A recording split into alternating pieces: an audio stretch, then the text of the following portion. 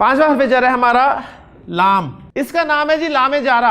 لام تعریف ساکن ہوا کرتا تھا, لام جارہ پر زیر آئے گی. یہ انگریزی کی پریپوزیشن فور کے معنی میں استعمال ہوتا ہے جی, فور کے معنی میں. اور فور کو اردو میں ہم کہتے ہیں جی کے لیے.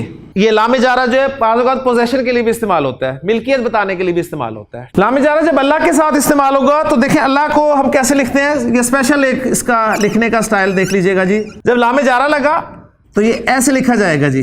تو یہ ایک رسم الخط ہوتا ہے جی, قرآن کا اپنا رسم الخط ہے, عربی زبان کا اپنا رسم الخط ہے. تو للہ کے معنی کیا ہوئے جی, اللہ کے لیے.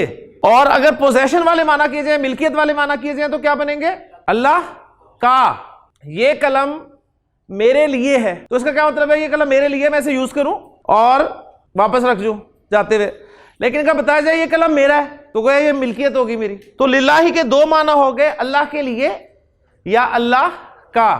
قرآن مجید میں اللہ تعالیٰ نے فرمایا کہ للہ ما فی السماوات و ما فی الارض, آسمان و زمین میں جو کچھ ہے اللہ کا ہے, اللہ کے لیے نہیں ہے. اس لیے ہم کہتے ہیں انا للہ, بے شک ہم اللہ کے ہیں, یعنی اللہ ہمارا مالک ہے, اس نے لے لیا. قرآن مجید ہدی للناس ہے, لوگوں کے لیے ہدایت ہے, لیکن اس ہدایت سے فائدہ اٹھانے والے وہ لوگ ہیں جو متقی ہیں. تو تمام جہان والوں کے لیے للعالمین,